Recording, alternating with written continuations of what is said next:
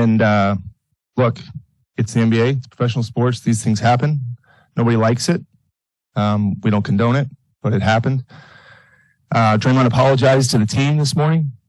Jordan was there in the room. I was there in the room, the team, the coaches, the players. And we heard that. As far as any suspension, punishment, fine, we're going to handle that internally. And I understand you might have questions on that, but that's going to be an internal process. As far as some of the reports, and I commend all of you for doing your job well, it didn't take long for this to get out. But some of it, I would say from my vantage point, I don't feel, and more importantly, you should ask the players that you talk to, I don't think this was related to who's getting paid and who isn't. I don't sense that. Make your own conclusions. Probably more important what players think on that than what I think, but I don't see it. I've actually seen a really good group. I've really seen for people that were in Japan with us. Actually, it's one of the best vibes that we've had in my 12 years here as far as camp and health and mental health and camaraderie. But it's unfortunate, and I'm not going to deny it. And it'll take some time to move through, but we'll move through it and move forward. And I'm confident that we will. We've got a good team. We've got good leadership. We've got some guys that have been here a long time, and we haven't. This isn't our first, thing that's happened. First sense of adversity. We've been through some of this before, so don't like going through it, but it's part of the NBA and it's part of sports, and it's kind of where it is. I'll try to answer some of your questions. I probably won't give you everything, but I'll do my best.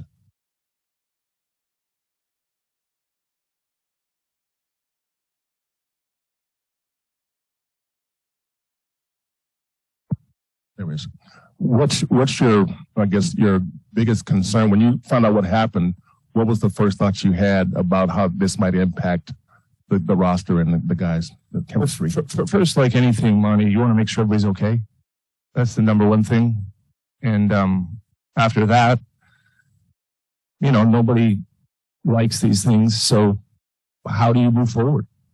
There's a process to these things. There's apologies. There's time. This is where you hope you have some equity in your team. But the very, very first thing is everybody okay? And as reported, Jordan did finish practice, which is a really good sign. And he didn't do it damaged. He did it like he normally would. So that'd be the first thing, Monty. And then after that, just got to heal. And that's really up to the players and their leadership. And I think we're good in that area. We'll get there. But yesterday was something we don't, you wish doesn't happen, but sometimes it does. Bob, you've been through this multiple times.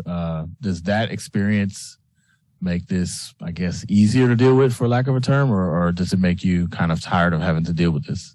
Probably, you don't want to go through anything, Marcus. I mean, nobody wants to go through these things, but in a sense, people throw around the word family, but this group's been together a long time, which means you've been through a lot, like any of your relationships. So I actually think it helps to have some of the same people in the room. Even a guy like Iguodala, who was here and then left and came back. There's a lot of real relationships on this team that can withstand adversity. If you got a group of new guys, it's harder to trust each other than it is when you've been through stuff.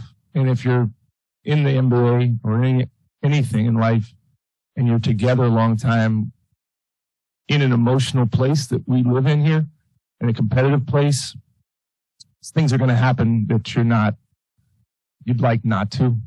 But if you've been through it and then come out of it, more importantly, I think it puts you in a better place to do it again.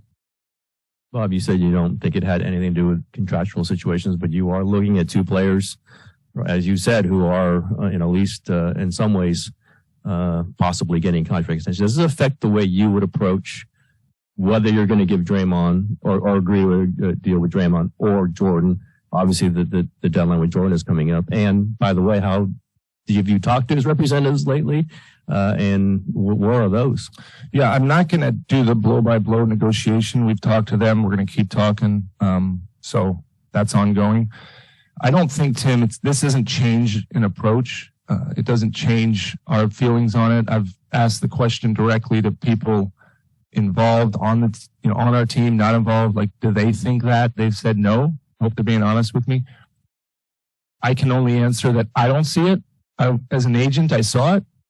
Around here, prior to this, I haven't seen, I don't know if Curry does such a good job of setting the tone, maybe by the fact that he never complained about his first deal and that story's been told and is true. He just sets a tone of you have to act a certain way, and it helps.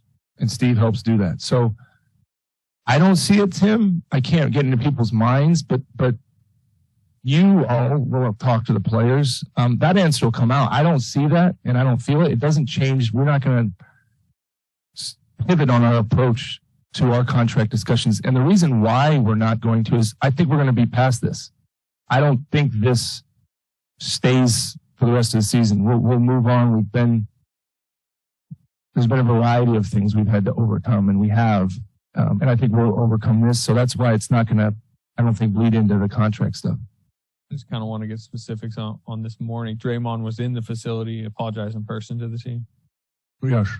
And he didn't practice. No. I assume that was at least part of the disciplinary action. Yeah, I mean, space is good. And Steve's going to speak to you as well. But I'm not going to get too much into like more than he was here. He apologized. And he didn't practice. Did he leave right after? He went home.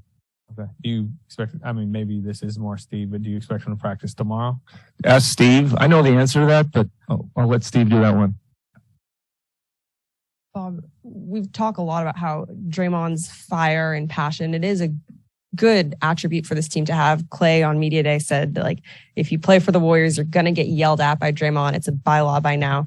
But does it ever come to a point where it becomes not good and can become toxic? I know you say you guys will work past this. You guys have in the past, but does it ever become a concern of, okay, these things have kind of happened more than once and there is a line somewhere? Yeah, I mean, he has, right, he'll tell you he's been over that line, you know it. But he always comes back. And he's a unique guy. I mean, without him, we don't win. And I want to win. Our ownership wants to win. Our players want to win. Our players want him on the team. And if you play, that's the most important thing. Nobody's saying we don't want him around. We don't want him on the team. They know what he does. They know what he needs. But yesterday wasn't a good moment. It's bottom line. It wasn't. There's people in life that make mistakes and don't apologize or don't earn your trust back. He always does that. I don't think he likes putting himself in these spots. He's in one, and I think he'll find a way to earn the respect of his teammates and Jordan back, but that's the work he has to do.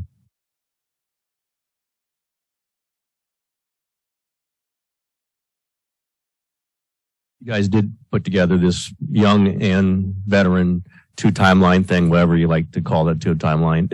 Is there some generation, I mean, I'm not even that it's that bad, but is there some generational friction here that's almost even normal? But do you see that sometimes even like first unit versus second unit? And at some point you have to expect some clashing between the generations? I think you see it. I'd be lying if I said we don't have some of that, but it's actually healthy. Like the veterans crush the young guys all the time in scrimmages. I mean, the young guys, they need that. You know, it's a tough love type thing. Obviously not yesterday. You don't want that, but the NBA is rough. It's hard. It's hard to win. And so we have some of the best winners that the game has ever seen in our veterans. Like, no doubt. Steph, Clay, Draymond, Andre, like, show me people that have figured out how to win better. And winning is tough and it's hard. And if their job is to teach the young guys what it takes, then great. They're doing my job. Sometimes, yeah. I mean, it's a little bit of big brother, little brother stuff. Like you gotta overcome them. But our young guys are up to the challenge and they're not backing down and they're up for it. But there's a reason why the core has won at the level they have and the young guys haven't. So they got to learn that. But it's 99% of the time, Tim, that's healthy. And you like it, but you know, sometimes it tips over. Considering you have these young guys, I don't know if in the past you've had this many young guys. I'm pretty sure you didn't. Are there any concerns about how they might experience this? And is that on Steve and the coaching staff to kind of coach them through, like maybe even, this is not how we do things? Yeah, it's funny. I mean, I keep using this guy's name, but like when he's not here, my job's gonna be a lot harder. Is Curry? Like I walked up today, I'm like, you ready to do some leading? He goes, you guys got to pay me some more money. I said, we're paying you as much as we can. It's him, man. Like you can't. He holds that line in such an easy manner. And our young guys, Draymond is absolutely a leader on this team, no doubt. But the young guys are all good people. All understand like what happened yesterday happens. I mean, if they stay in our organization, if they go other places, a lot of you have covered other teams.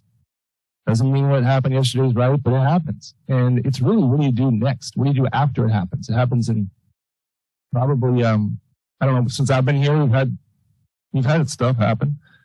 But we've overcome it. So the young guys, I think this is where, again, it doesn't matter what I say. I don't play. So it's really Andre walking up to the young guy.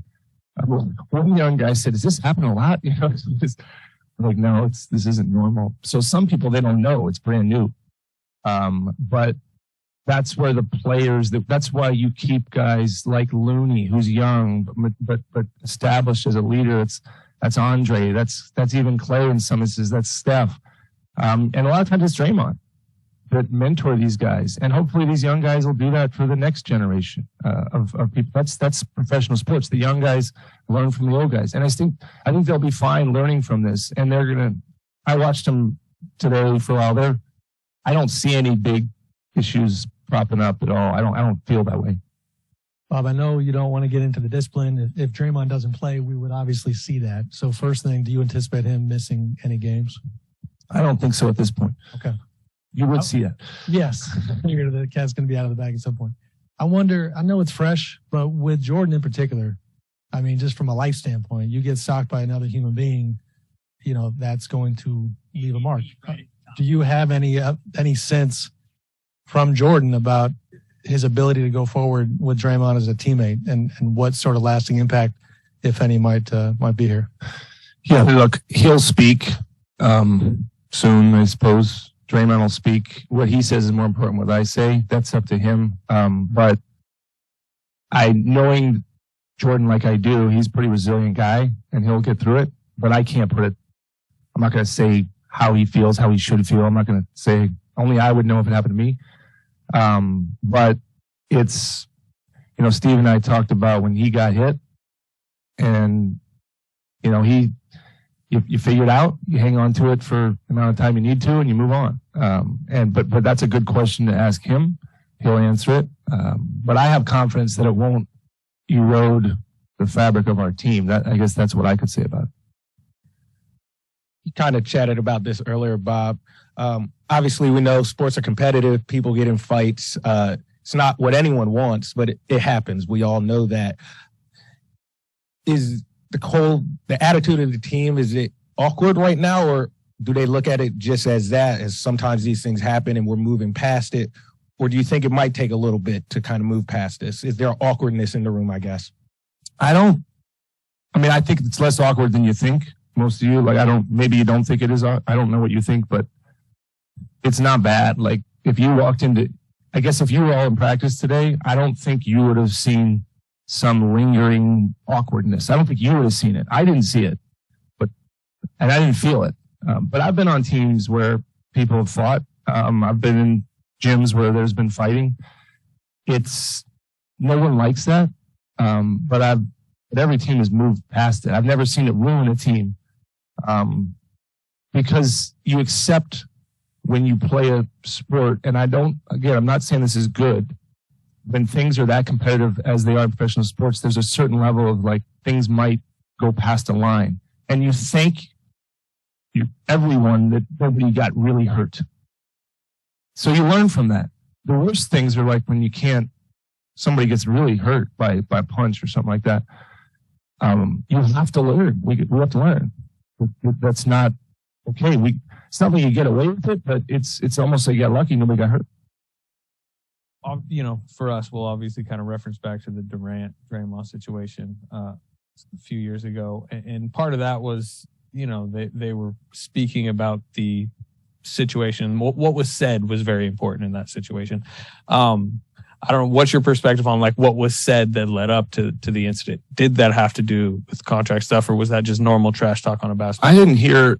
I think some stuff got reported. I didn't hear that it was anything that hadn't been going on, like our team's better than yours and stop calling those fouls, like a normal kind of argument in a scrimmage. Like I didn't hear anything different than that, and no one told me anything different than that. And that question was asked: was this something, you know, beyond the line that was said? And the answer I had was no. It was not anything different than a normal bickering in a scrimmage, is what I was told. I didn't hear it. I wasn't sitting close enough to hear it, but I've heard them argue. I've heard other players argue a week ago, 2 weeks ago, and it wasn't, I've been told it wasn't any different than that. So, okay.